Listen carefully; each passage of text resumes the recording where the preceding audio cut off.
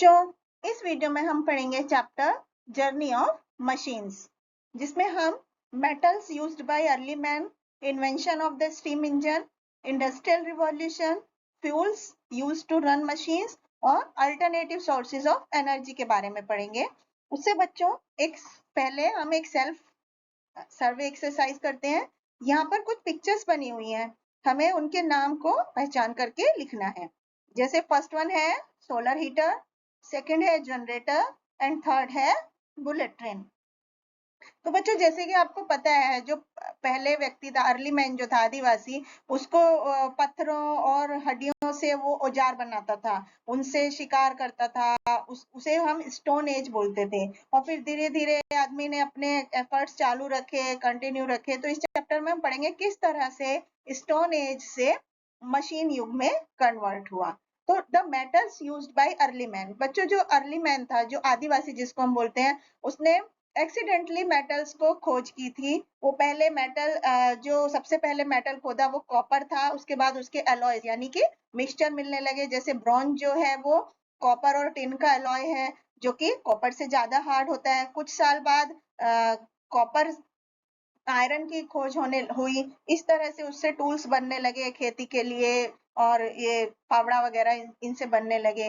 Weapons जैसे कि तलवारें हैं, भाला है, एरो है, तीरबान है, इस तरह के चीज औजार बनने लगे।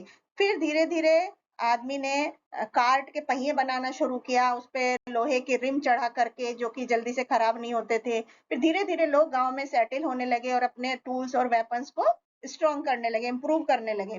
तो जैसे जैसे टाइम पास होता गया, स्किल्ड होते गए अपने अपने काम में, और धीरे धीरे वो कंफर्ट और सिक्योरिटी के लिए उन्होंने बहुत चीजें इन्वेंट कर ली।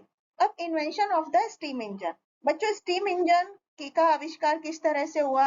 एडी जब जेम्स वॉट ने स्टीम इंजन का आविष्कार किया। जैसे कि आप सब लोगों को पता है कि बारिश के दिनों में क्या होता था, जैसे कोयले की खदानों में पानी भर जाता था, तो उसको पानी को बाहर निकालना बहुत मुश्किल हो जाता था। उसके लिए पंप बनाया जिससे जल्दी से वो पानी बाहर आ पाए। तो उसके लिए जेम्स वॉट ने, जिसने स्टीम पावर का आविष्कार किया, उसने माइन में से पानी बाहर निकालने के लिए एक इंजन बनाया।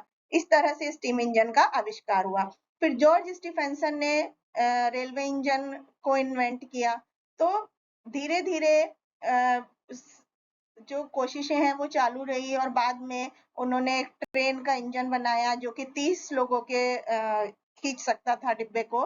50 किलोमीटर पर आवर की स्पीड थी उसकी। और बाद में पेट्रोल और डीजल इंजन को चलाने के लिए यूज किए जाने लगे, जिससे कि कार, बस, ट्रक वगैरह चलने लगे। और आज आप देखते हैं कि बुलेट ट्रेन जो है वो 450 किलोमीटर पर आवर की स्पीड से चलने वाली ट्रेन भी अवेलेबल है। अब हम इंडस्ट्रियल रिवॉल्यूशन की बात करें। रिवॉल्यूशन मींस बच्चों चेंज इन द सिस्टम। किसी भी सिस्टम का जो बदलाव होता है उसे हम रिवॉल्यूशन कहते हैं।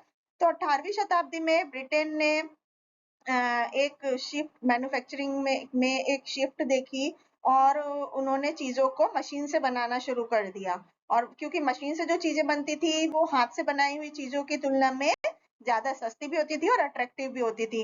तो इसको हम इंडस्ट्रियल रिवॉल्यूशन कहते हैं। और इंडस्ट्रियल रिवॉल्यूशन जो है वो इंग्लैंड में शुरू हुआ था। उसके कई कारण थे। एक तो वहां पर कई सुटेबल फैक्टर्स थे जो कि ब्रिटेन में अवेलेबल थे, जैसे आयरन और कोयला जो है वहां पर बहुत अच्छी मात्रा में उपलब्ध था। ब्रिटेन में कॉलोनीज थी ग्लोब की, जहाँ पर कच्चा माल जैसे कॉटन, चीजें के लिए कपड़े, ये चीजें बहुत ही आसानी से मिल जाती थी, और सस्ती लेबर थी वहां पर। क्लाइमेटिक कंडीशन भी वहां पर अनुकूल थी।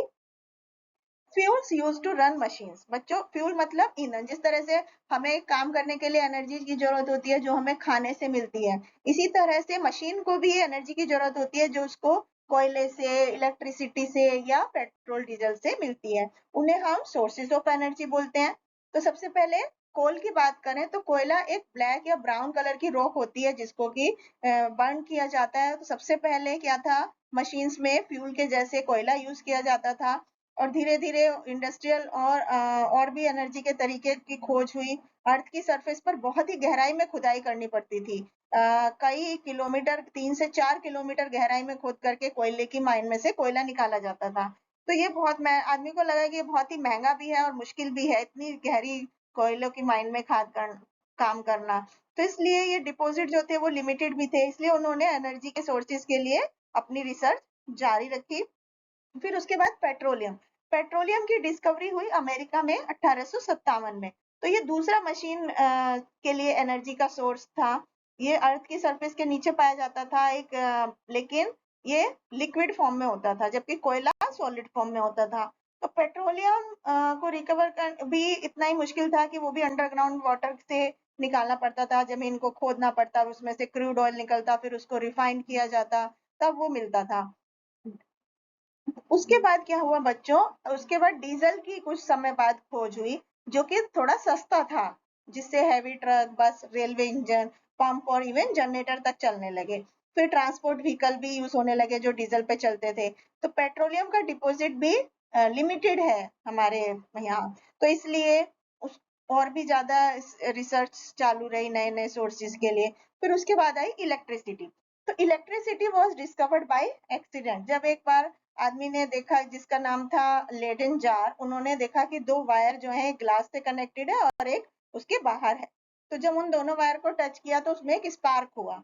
तो उन्होंने सोचा कि एक खिलौना में किस तरह से चार्ज हो सकता है, कि बारिश के दिनों जब थंडर स्टॉर्म होता है तो कैसे लाइटनिंग चमकती है आकाश में। तो उसको प्रूव करने के लिए उन्होंने एक एक्सरसाइज की और देखा कि बाद में ये कंफर्म किया कि स्पार्क्स जो है वो आसमान में जब लाइट चमकती है उसी तरह से स्पार्क पैदा होता है, और बिजली की उन्होंने खोज की। तो जब इलेक्ट्रिसिटी की खोज हो गई तो साइंटिस्ट ने उसको प्रोड्यूस करने के अलग अलग तरीके निकालना शुरू कर दिया। एलेस्टाड्रो वोल्टा ने, एक इटालियन साइंटिस्ट थे, उन्होंने एक बैटरी बनाई जिसमें कि थोड़ी मात्रा में इलेक्ट्रिक करंट प्रोड्यूस हो सकती थी, जिसको कि वोल्टा सेल बोलते थे उनके नाम के आधार पर। तो इस तरह से वोल्टा बैटरी जो है वो भी कंटिन्यूअस फ्लो ऑफ इलेक्ट्रिसिटी दे सकती थी, लेकिन वो एक थोड़े से समय के लिए दे सकती थी। तो इंजीनियर ने मशीन्स बनाए, इंजन्स बनाए, मतलब ज्यादा बड़ी संख्या में इलेक्ट्रिसिटी प्रोड्यूस करने के लिए। तो इन इंजन्स को जनरेटर बोला गया, और ये जनरेटर जो है वो स्टीम इंजन से भी ऑपरेटेड होते थे। उसमें कोयला, वुड भी यूज किया जाता था इलेक्ट्रिसिटी प्रोड्यूस करने के लिए।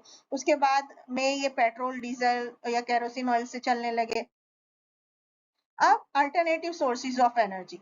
बच्चों, अभी क्या है, man is trying to find unconventional source of energy, कि जैसे कि सोलर एनर्जी है, wind energy, geothermal energy, biogas, इनसे एनर्जी लाने की कोशिश कर रहे हैं। तो जो एनर्जी हमें सन से मिलती है उसको हम सोलर एनर्जी कहते हैं। Wind energy is produced by wind power, और सेंचुरी से विंड जो है वो विंड मिल्स को चलाने के लिए काफी हार्नेस्ड होती है। तो बायोगैस एनिमल डंग से प्रोड्यूस की जाती है, जो कि कुकिंग, लाइटिंग बल्ब के लिए यूज की जाती है। तो अल्टरनेटिव सोर्स जो एनर्जी के हैं वो साइंटिस्ट जो है कोशिश कर रहे हैं सेफर तरीके ढूंढने के, जैसे न्यूक्लियर एनर्जी से, और वेस्ट प्रोडक्ट को रिसाइकिल करके एनर्जी प्रोड्यूस करने के तरीके चल रहे हैं। Thank you.